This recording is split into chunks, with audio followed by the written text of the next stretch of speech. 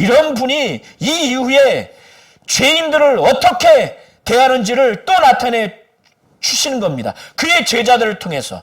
또 이것을 도무지 거부하는 유대 종교 지도자들을 통해서. 그래서 예수께서는 이제 해변가를 거니는데 많은 무리들이 예수를 또 따라다녀요. 그의 이적과 능력과 귀신 쫓고 병 고치는 능력을 체험하고 그의 말씀에 너무나 만족스러운 권세, 그 권능, 그 영감, 그 영역, 그 폭포수와 같은 생명의 말씀을 듣기 위해서.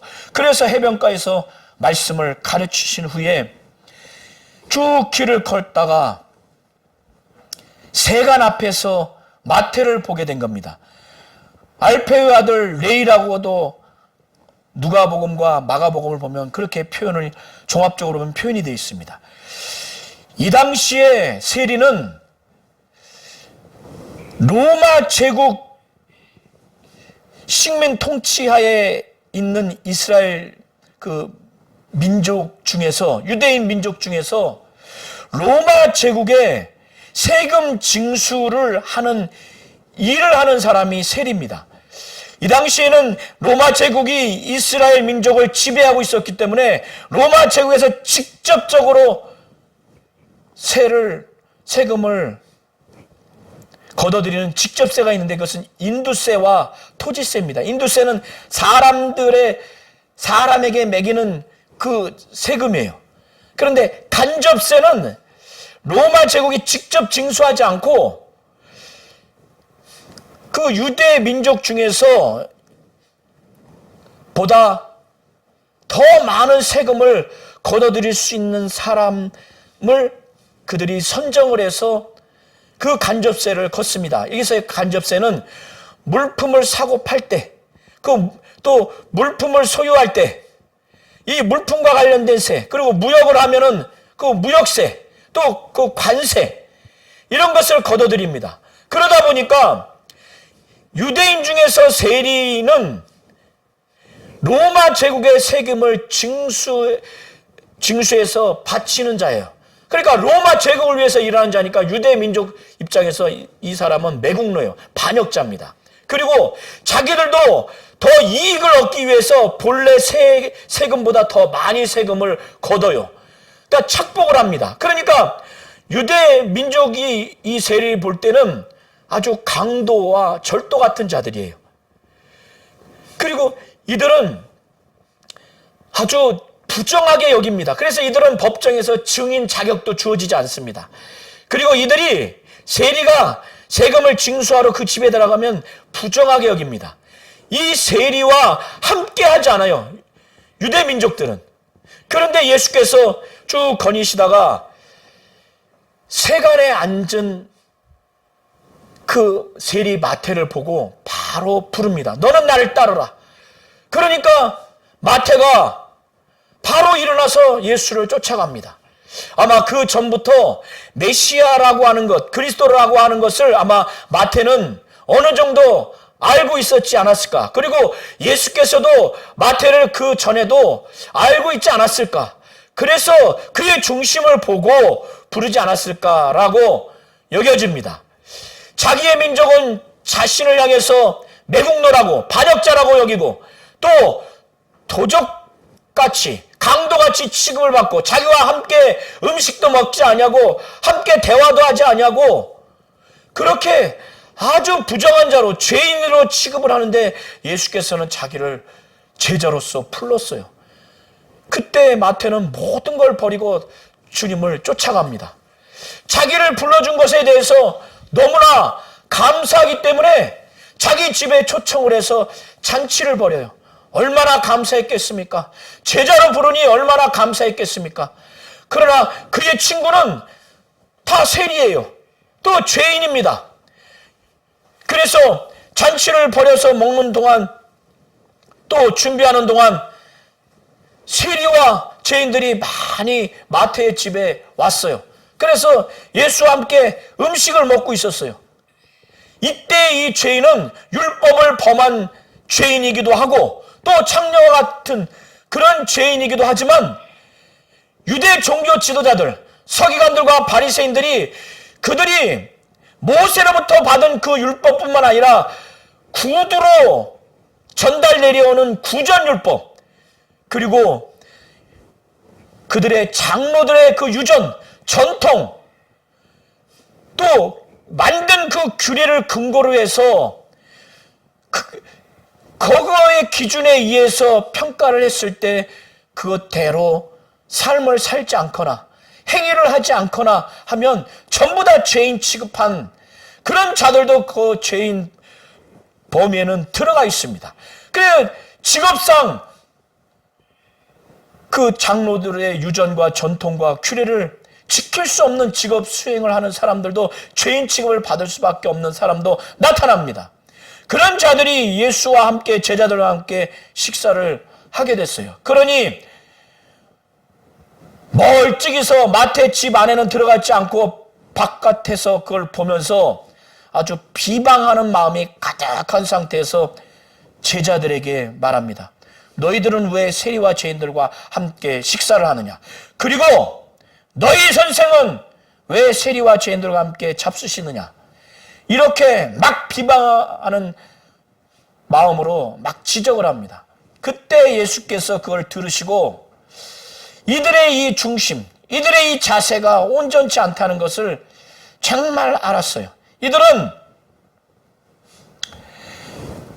구약 율법을, 모세 율법을 근거로 해서 제사 제도를 통해서 제사는 드렸지만은 정작 하나님이 그 율법을 통해서, 그 제사 제도를 통해서 이 백성들을 향한 하나님의 국률, 하나님이 그들을 향한 그 사랑은 이들에게는 정말 없구나 라는 것을 알고 그걸 지적하시는 겁니다. 또 모세의 율법이 아닌 구전율법, 장로들이 만든 유전, 전통, 그들이 만든 그 규례,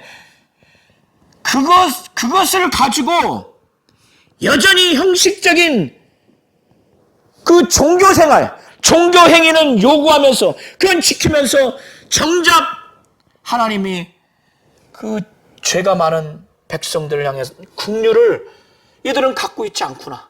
그래서 지금도 하나님의 긍휼과 하나님의 그 사랑을 갖고 있지 않는 그들의 그 마음, 그들의 그 처신, 그들의 그 비방하는 행태를 예수께서는 붕괴하신 거예요. 또 안타까워하시는 겁니다.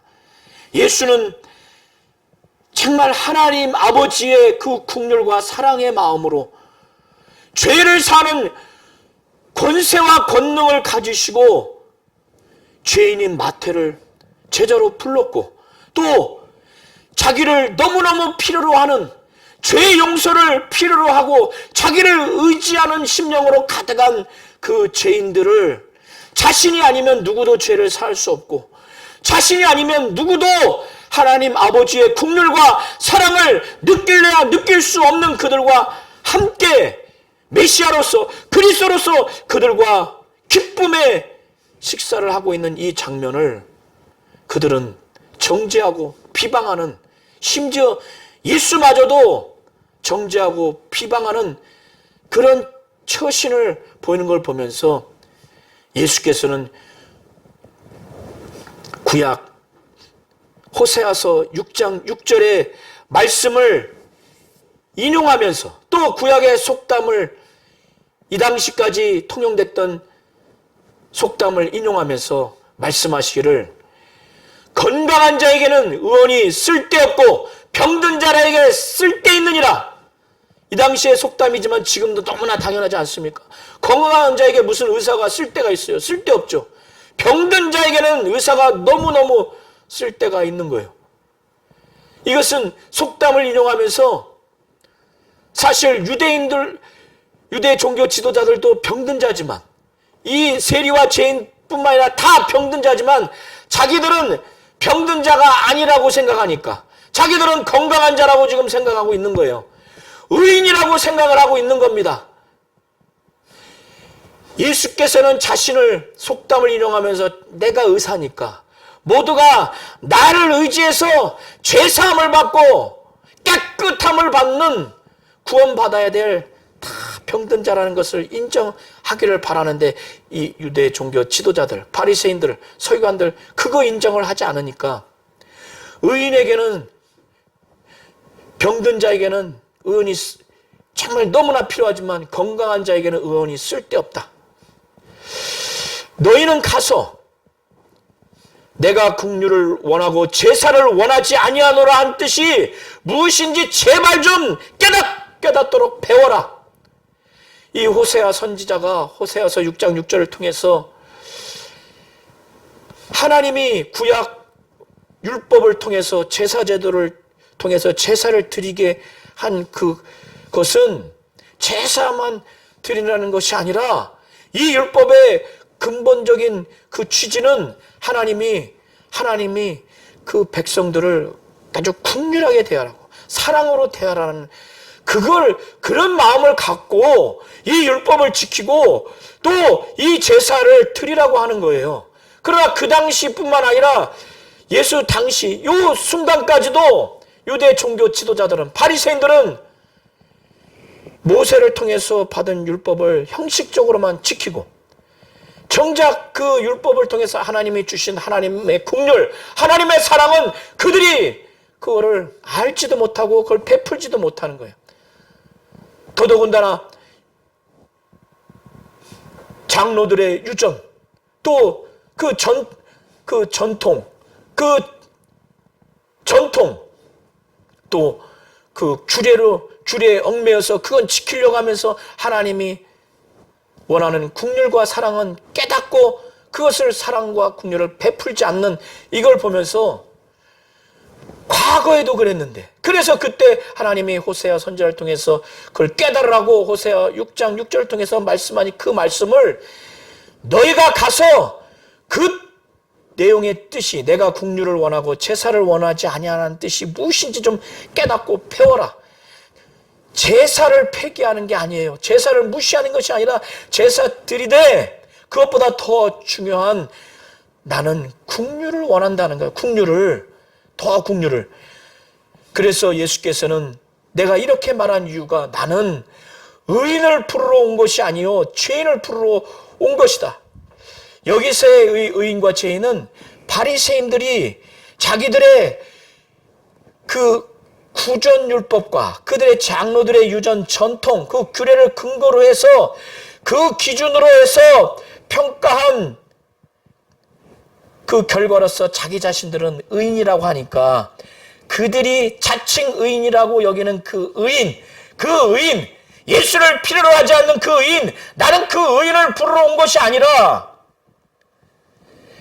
정말로 너희들이 그 기준에 의해서 평가한 그 세리와 죄인들, 이 죄인들은 나를 너무로 필요로 하니까 나는 그런 자들을 부르러 온 것이라는 거예요. 너희들도 만약에 지금과 같이 태도를 바꿔서 나를 필요로 하면, 나를 의지하는 그런 죄인으로 너희들 스스로 여긴다면 나는 너희들을 포함한 그 의인을 부르러 온 것이라고 예수께서 이 말씀을 하셨습니다. 앞에 중풍병자 사건과 지금 마태와 또 세리와 죄인들과 함께 식사하면서 예수께서 제자들과 이 바리새인들 또 서기관들에게 나타내 주신 것은 자기 자신이, 예수 자신이 죄를 사는 권능이 있는 하나님이요, 그런 자가 죄인을 향해서 바리새인과 서기관들과 같지 않냐고 하나님이 율법을 주신 근본적인 그 취지, 하나님의 마음인 그 죄인을 향한 긍휼과 사랑을 가지고 지금 함께 하는 것을 가르쳐 주시고 나타내 주신 것이에요. 제자들은 이것을 깨닫고 주님과 같이 그렇게 하라고, 이 바리새인과 서기관들은 돌이키라고. 이 당시 유대 사회에서 식사를 같이 한다는 것은 그들과 아주 유유상종이라는 겁니다. 같은 신분과 지위를 나타내 주는 거예요. 그래서 바리새인과 서기관들은 절대로 세리와 죄인들과 식사를 하지 않습니다. 그러나 예수께서는 이들과 함께 하신 것이에요. 바리새인과 서기관들은 충격 자체였을 것입니다. 그때 그 집 안에서, 마태 집 안에서 식사하지 않는 두 부류의 사람들, 침례 요한의 제자들과 바리새인들이 이 광경을 보면서 이 기간 동안에 아마 금식을 했던 것 같아요. 율법 규정에는 1년에 대속죄일에 금식을 하게 돼 있었어요. 그래서 예수와 그의 제자들은 아마 율법에 근거한 대속죄일에 금식은 했을 것으로 보여집니다. 그런데 유대 종교 지도자들은 그들의 그 유전, 전통, 규례로 인해서 그들의 경건을 나타내기 위해서 율법에 근거한 대속죄일에 하는 그 금식 외에 매주 월요일과 금요일, 목요일 날 2번 금식을 했습니다. 침례 요한도 굉장히 거룩한 그 삶을 살았기 때문에 그 제자들도 아마도 바리새인들의 영향을 받아서 금식을 일주일에 월요일, 목요일 2번 했던 것으로 보여집니다. 그래서 마가복음과 누가복음을 종합해서 보시면 이 침례 요한의 제자들이 예수께 나와서 이것이 못마땅한 거예요. 예수의 제자들이 경건하게 금식하면서 기도하지 않는 그들의 모습, 지금 세리와 죄인들과 함께 식사하는 모습, 먹고 마시는 모습을 보면서 아주 심기가 안 좋은 거예요. 예수를 바리새인들과 같이 적대적으로 대하지는 않지만은 그 마음에 걸림이 있는 겁니다. 그래서 와서 묻습니다. 예수께 나와서 말하기를 우리와 바리새인들은 금식하는데 어찌하여 당신의 제자들은 금식하지 않습니까? 왜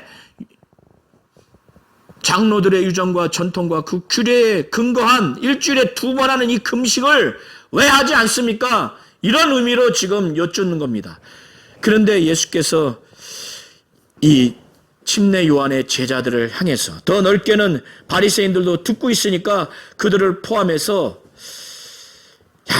참 율법에 근거한, 모세가 전한 율법에 근거한 대속죄일의 금식도 아니고 구전 율법 내지는 장로들의 유전, 전통, 그 규례를 근거로 한 자기들의 경건을 나타내기 위해서 하나님의 뜻도 아닌 일주일에 2번 금식하는 걸 만들어 놓고 거기에 나의 제자들을 거기에 아주 평가하고 기준 삼아서 거룩하지 못하다고 하는 이런 행태를 예수께서 보시니 얼마나 답답하고 얼마나 아주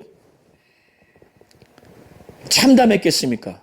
아주 하나님 뜻대로 하지 않는 이들의 모습을 보면서 얼마나 분통이 났겠습니까? 예수께서는 그래서 3가지 그 비유, 그 은유를 통해서 이거를 깨닫게 해주십니다. 자, 혼인을 신랑이 하는데 그 혼인 잔치에 그 신랑 친구들이 와서 또 친구들을 그 신랑의 혼인을 축하하기 위해서 온 그 손님들, 신랑의 그 혼인집 손님들이 와서 축하해 주려고 먹고 마시러 왔는데, 그래서 신랑 입장에서는 축하해주고 기뻐하고 먹고 마셔주는 것이 아주 원함이고, 그래서 자신의 그 결혼식을 아주 빛내줘야 되는데, 자, 혼인집 손님들이 와서 신랑과 함께 있는 이 혼인잔치 동안에 슬퍼할 수 있느냐?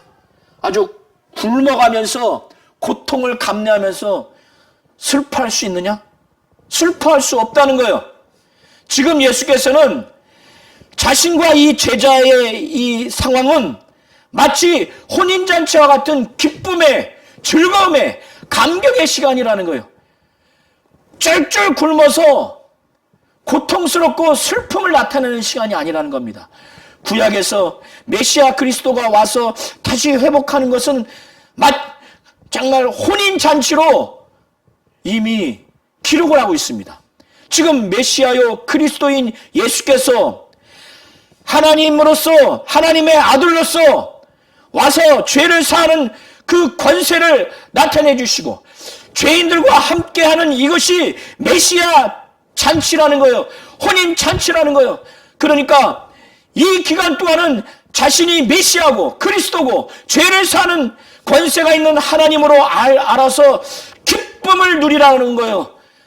금식할 필요가 없다는 거예요. 율법에 근거한 대속죄일에 금식은 하지만 너희가 지금 하나님의 뜻대로 하지 않는 이 금식은 전혀 할 필요가 없다는 거예요. 그러나 나중에 신랑을 빼앗길 날이 온다는 거예요. 그때는 메시아 그리스도가 빼앗기기 때문에 순간 너무 슬프기 때문에 그때는 금식을 할 수밖에 없다는 겁니다. 이것은 장차 예수께서 십자가에 못 박혀 피 흘려 죽으시고 또 모든 죄를 담당하시기 위해서 죽으시는 그 신랑을 빼앗기는 날을 비유로 이렇게 예언을 한 내용입니다. 그때는 그렇게 한다는 거예요.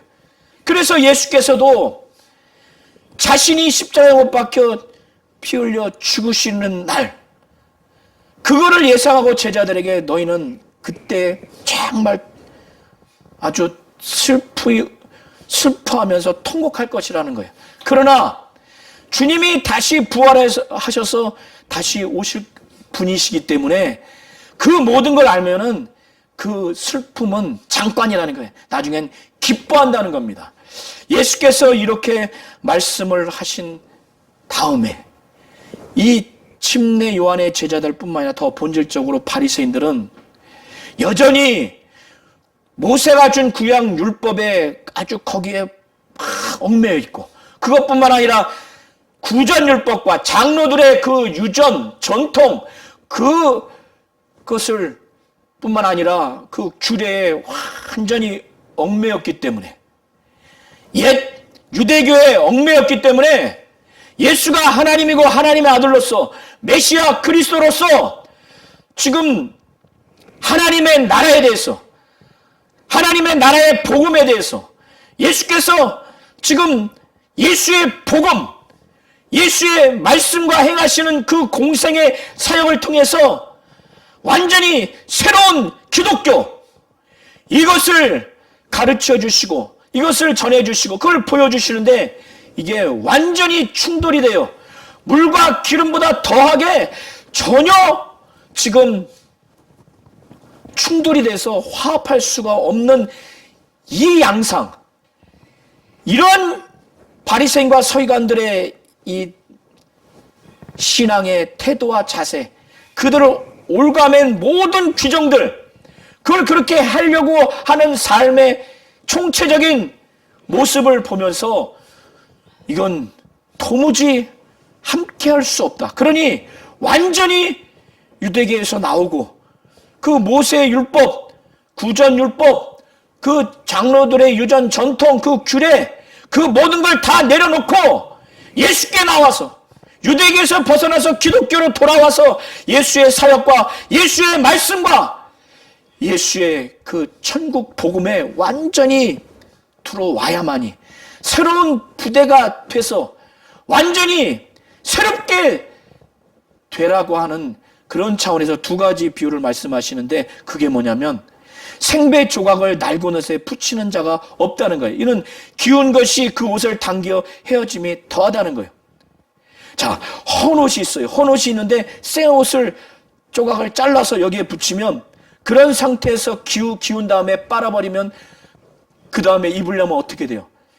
이 새 것이요, 그 기웠잖아요. 이걸 헌 것을 뜯어버립니다. 그 조그만 구멍을 메꾸기 위해서 메었는데 더 그 헤어짐이 더해버리게 된다는 거예요.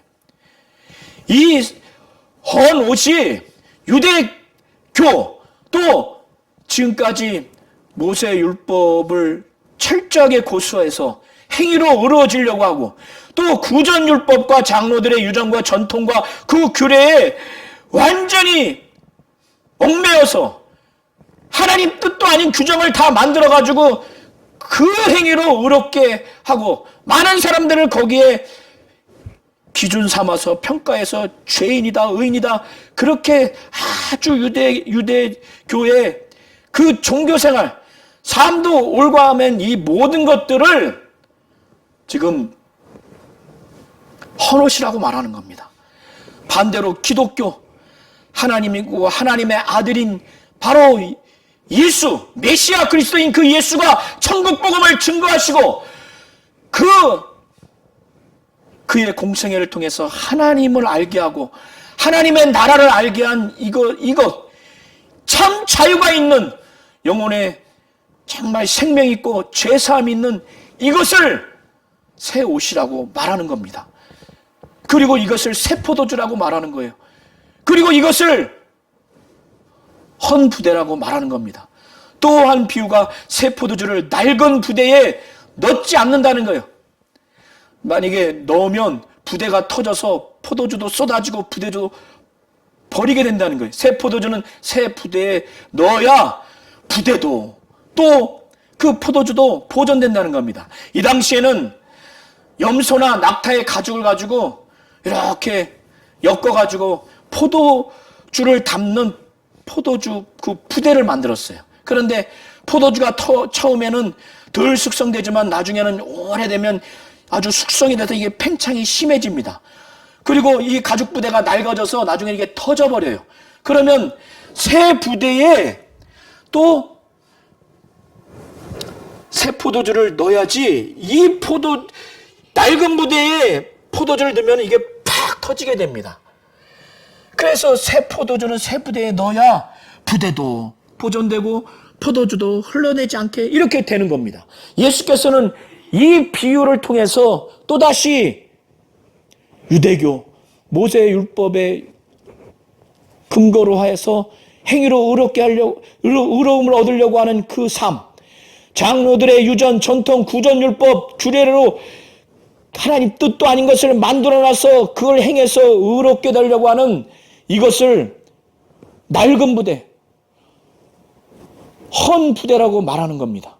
그리고 새 포도주, 또 정말 그것은 하나님이고 하나님의 아들인 예수, 메시아 그리스도인 예수, 그가 말씀한 그 천국 복음, 그가 나타낸 공생의 사역을 통해서 하나님을 나타내고 하나님의 나라를 나타내는 이것이 새 포도주라는 거예요. 새로운 질서, 새로운 체계, 바로 기독교, 구 질서, 구 체계, 구 유대교는 헌부대라는 거예요.